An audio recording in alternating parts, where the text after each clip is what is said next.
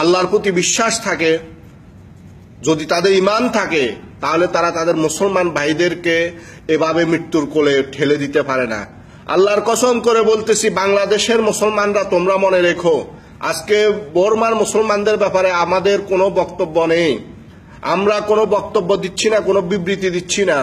ওয়াল্লাহিল আজিম, ওয়াল্লাহিল আজিম, ওয়াল্লাহিল আজিম, আমাদের এরকম দুঃসময় আসবে, আমরা চিৎকার করবো, হাহাকার করব, আমাদের আওয়াজ আল্লাহর আরশে পৌঁছাবে না। কেন পৌঁছাবে না জানেন? আমরা বর্মার মুসলমানদের ব্যাপারে কোথাও কোনো কথা বলতেছি না, আমাদের রাষ্ট্র বলতেছে না, আমাদের রাজনৈতিক দল বলতেছে না, বিশ্বের তাবৎ মুসলমান আজকে চুপ হয়ে আছে বর্মার ব্যাপারে। ওদেরকে খেপা কুকুর ওদের পিছনে লেলিয়ে দেওয়া হচ্ছে, খেপা কুকুর, পাগলা কুকুর লেলিয়ে দেওয়া হচ্ছে তাদেরকে কামড়ানোর জন্য, হত্যা করার জন্য। তাদের শরীর থেকে পাও বিচ্ছিন্ন করে ফেলা হচ্ছে, তাদের কলিজাকে ছিঁড়ে কুকুরকে খাওয়ানো হচ্ছে। আমরা মুসলমান, আমাদের কোনো সে নেই, আমরা কোনো কথা বলতেছি না, আমাদের কোনো বক্তব্য নেই, অথচ আমার মুসলমান আজকে একে একে শেষ হয়ে যাচ্ছে। কাশ্মীরের মুসলমানদেরকে শেষ করে দেওয়া হচ্ছে, ফিলিস্তিনের মুসলমানদেরকে শেষ করা হচ্ছে, ইয়েমেনের মুসলমান শেষ হয়ে যাচ্ছে, সুরিয়ার মুসলমান শেষ হয়ে যাচ্ছে।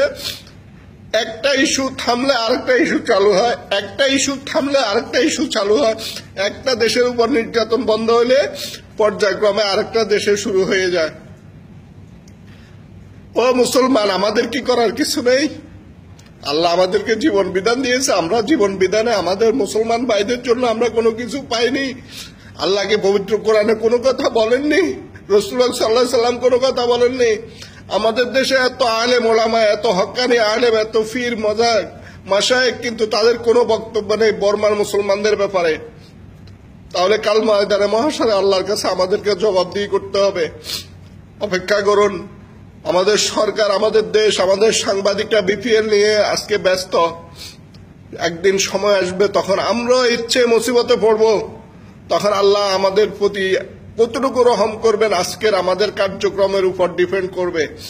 তাই বন্ধুরা, অন্তত আল্লাহকে বলুন, আল্লাহ বর্মার মুসলমানদেরকে হেফাজত করুক, তাদের সাহায্যে আল্লাহ ফেরেশতা প্রয়োগ করুন, নিয়োগ করুন, এমনকি জালিম বর্মার সেই বুদ্ধিস্টদের হাত থেকে আমাদের মুসলমানদেরকে রক্ষা করুন। আমিন।